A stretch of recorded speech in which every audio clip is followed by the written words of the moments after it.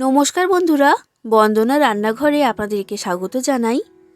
ডিমের চপ, ডিমের কাটলেট, ডিমের পকোড়া এইসব তো অনেক খেয়েছেন, তাই একবার ডিমের কাবাব বানিয়ে খেয়ে দেখুন। এতটাই অসাধারণ স্বাদের খেতে হয় যে ডিমের কাবাব খাওয়ার পর কিন্তু আপনারা মাংসের কাবাব খাওয়া ভুলে যাবেন। আর তৈরি করাও খুবই সহজ। ঘরে থাকা মাত্র কয়েকটা উপকরণ দিয়েই এই ডিমের কাবাবটা আপনাদেরকে আমি বানিয়ে দেখাবো। তাহলে আর দেরি না করে আজকের রেসিপিটা শুরু করা যাক। আর আমার আজকের রেসিপি ডিমের শামি কাবাব। আর রেসিপিটা ভালো লাগলে লাইক, শেয়ার, কমেন্ট করে দেবেন। আর আমার চ্যানেলটা অবশ্যই সাবস্ক্রাইব করে দেবেন। ডিমের শামি কাবাব তৈরি করার জন্য আমি এখানে নিয়েছি দুটো সেদ্ধ ডিম আর দুটো মাঝারি সাইজের আলু সেদ্ধ। এবার আলু সেদ্ধ খোসাটা আমি ছাড়িয়ে নিচ্ছি। তো আলু সেদ্ধর খোসাটা ছাড়ানো হয়ে গেছে। এবার একটা গ্রেটারের সাহায্যে এই আলু আর ডিমটাকে আমি গ্রেট করে নেব। যদি আপনাদের কাছে গ্রেটার না থাকে তখন আপনারা হাত দিয়েই আলু সেদ্ধটাকে মেখে নেবেন আর ডিমটাকে ছোট ছোট টুকরো করে ভেঙে নেবেন। তো ডিম আর আলুটা আমার গ্রেট করা হয়ে গেছে। এখন এটা আমি সরিয়ে রাখছি, এটা পরে কাজে লাগবে। এরপর দেখুন বন্ধুরা, গ্যাসের মধ্যে একটা কড়া গরম হতে বসিয়ে দিয়েছিলাম। এবার কড়ার মধ্যে দিয়ে দিচ্ছি বড় চামচের 3 চামচ বেসন। এবার লো ফ্লেমে রেখে বেসনটাকে ভেজে নিতে হবে। কিছুক্ষণ ভাজার পরেই দেখতে পাবেন যে বেসনের রঙটা পাল্টাতে শুরু করে দেবে আর বেসনের মধ্যে থেকে খুব সুন্দর একটা গন্ধ বের হবে। তবে বন্ধুরা, এখানে একটা জিনিস আপনারা খেয়াল রাখবেন, বেসনটা ভাজার সময় কিন্তু কোনোভাবেই যেন পুড়ে না যায়। তো এই বেসনটা আমার ভাজা হয়ে গেছে আর দেখতেই পাচ্ছেন বেসনের রঙটা কিন্তু আগের তুলনায় অনেকটা পাল্টিয়ে গেছে। এবার কড়ার মধ্যে থেকে এই ভাজা বেসনটাকে আমি তুলে নিচ্ছি। বেসন ভাজার পর কড়ার মধ্যে দিয়ে দিলাম 2 চামচ সর্ষের তেল। তেলটা এখানে খুব বেশি দেওয়ার প্রয়োজন নেই, অল্প করে দিলেই হবে। তেলটা ভালো মতো গরম করে নিয়েছি। এবার দিয়ে দিচ্ছি দুটো শুকনো লঙ্কা আর এরপর দিচ্ছি দুটো মাঝারি সাইজের পেঁয়াজ কুচি। পেঁয়াজটাকে সরু আর লম্বা করে কেটে এখানে দিয়েছি। এবার পেঁয়াজটাকে আমি ভেজে নেব আর পেঁয়াজটা এখানে লাল করে ভাজতে হবে।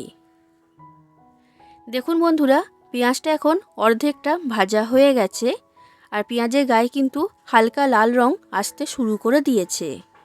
এই সময় আমি কড়ার মধ্যে দিয়ে দিচ্ছি 4টে কাঁচা লঙ্কা কুচি। এবার কাঁচা লঙ্কাটাকেও পেঁয়াজের সাথে ভালো করে ভেজে নেব। পেঁয়াজ আর কাঁচা লঙ্কাটা ভাজা হয়ে গেছে আর পেঁয়াজটাকে আমি লাল করে ভেজে নিয়েছি, তবে এর থেকে বেশি লাল করার প্রয়োজন নেই। এবার আমি দিয়ে দিচ্ছি বড় চামচের 1 চামচ আদা রসুন বাটা।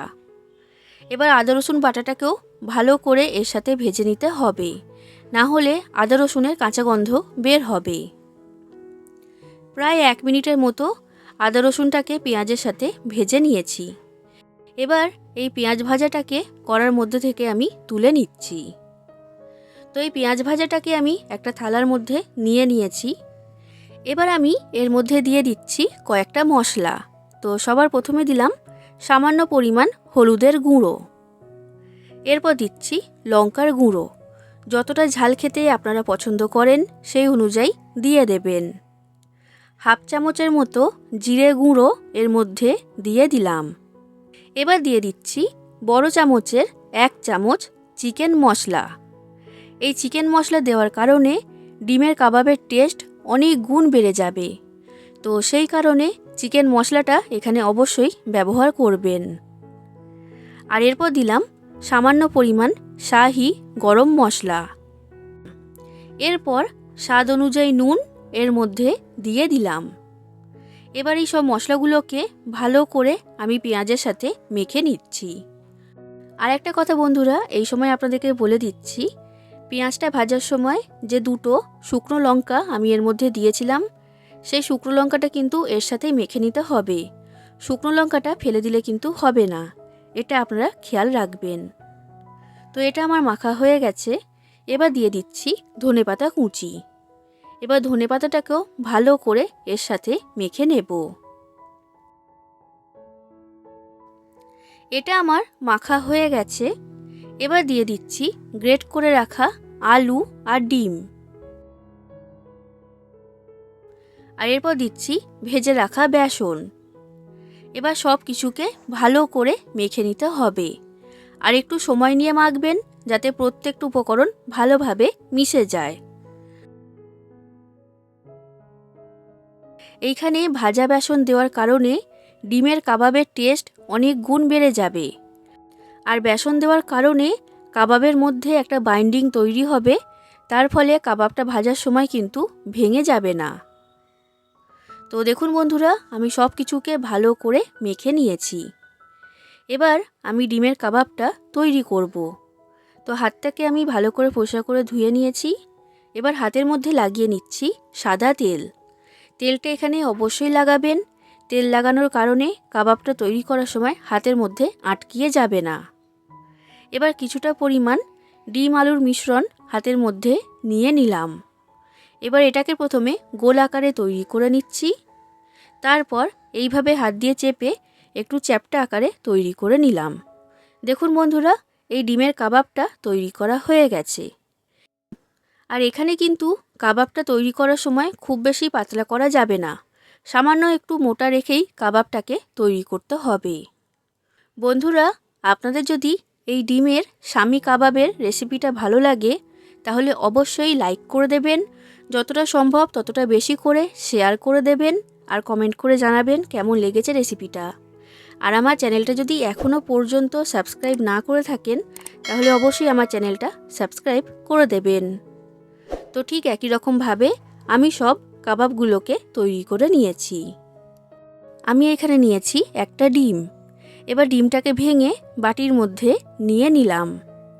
এবার ডিমের মধ্যে দিচ্ছি সামান্য পরিমাণ লবণ।